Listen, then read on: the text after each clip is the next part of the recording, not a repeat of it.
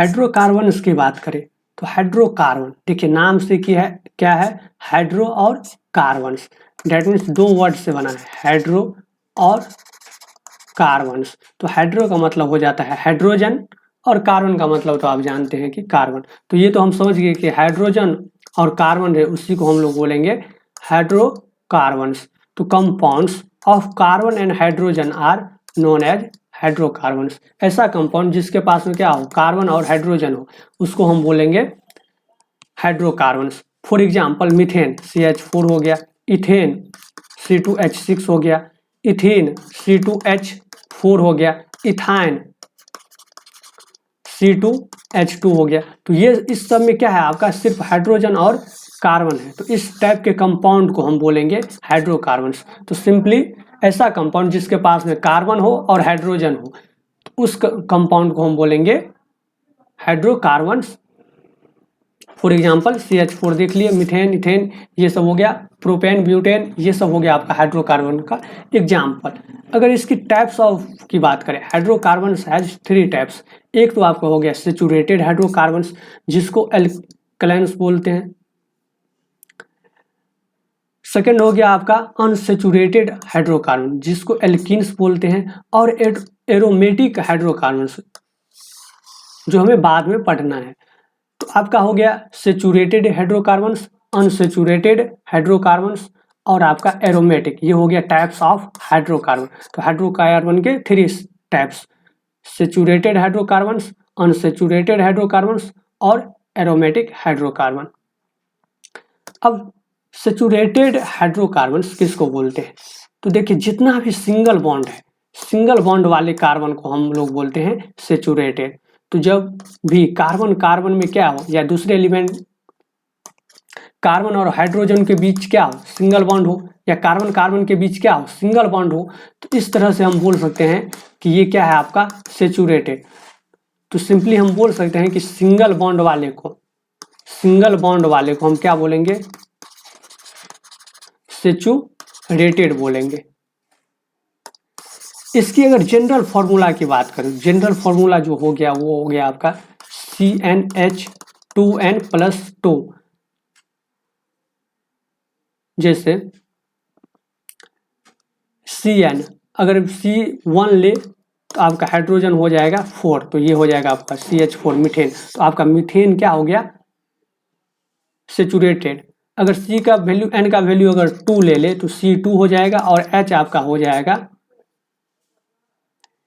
6, तो ये हो गया आपका इथेन हो गया, ये भी आपका हो गया एक सेचुरेटेड कार्बन। तो हम बोल सकते हैं कि सिंगल बॉन्ड वाले को हम बोलेंगे saturated carbon. Carbon carbon single bond बना रहा है तो उसको हम बोलेंगे सेचुरेटेड हाइड्रोकार्बन्स।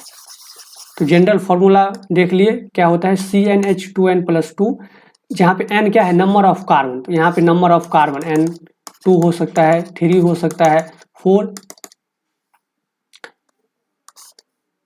इसमें ओनली सिंगल बॉन्ड से कनेक्ट होता है। फॉर एग्जांपल मिथेन इथेन ये सब हो गया आप example of saturated hydrocarbons. Unsaturated hydrocarbons की बात करें तो इसमें आता है एल्कीन्स जिसका जनरल फॉर्मूला होता है CnH2n। डेट मीन्स अगर सिंपल लैंग्वेज में बोले तो डबल बॉन्ड और ट्रिपल बॉन्ड वाले को, इस दोनों को हम लोग बोलते हैं अनसेचुरेटेड हाइड्रोकार्बन्स। तो सिंपली सिंगल बॉन्ड वाले कार्बन को सेचुरेटेड और डबल और ट्रिपल बॉन्ड वाले को अनसेचुरेटेड। इसमें आपका 2 आता है, एक तो एल्कीन्स आता है, तो एल्कीन्स के लिए जनरल फॉर्मूला हो गया CnH2n। जैसे हो गया इथेन C2H2 और आपका आ गया C2H4 और एल्काइन्स जिसका जनरल फॉर्मूला HN2HN-2, इसका हो गया C2H2 इथाइन। क्योंकि A1 कार्बन से तो हो नहीं सकता है सिंगल बॉन्ड, और न 1 कार्बन में आपका 1 कार्बन से डबल बॉन्ड नहीं हो सकता है, ना ही ट्रिपल बॉन्ड हो सकता है, इसीलिए मीथेन नहीं होता है। इसलिए इथीन से स्टार्ट होता है और इथाइन होता है। तो इथीन का C2H4 हो जाएगा। तो वहां पे N क्या है, नंबर ऑफ कार्बन है। तो हम अनसेचुरेटेड किसको बोलेंगे, डबल बॉन्ड और ट्रिपल बॉन्ड वाले कार्बन को बोलेंगे अनसेचुरेटेड।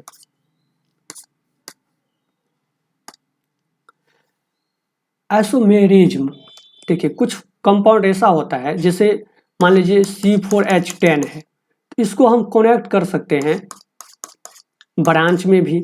अब हाइड्रोजन पुट कर दीजिए, देखिए एवरी कार्बन के पास में क्या है कि आपका 4 वैलेंसी है, 4 बॉन्ड है। सब कार्बन के पास में क्या है, 4 वैलेंस है, सब सेटिस्फाई हो गया। लेकिन इसी को अगर हम सेपरेट करके लिखें, इसको हम लिख सकते हैं ऐसे ब्रांच में। एक कार्बन को हम इस ब्रांच में दे देते हैं। अब हाइड्रोजन पुट कीजिए,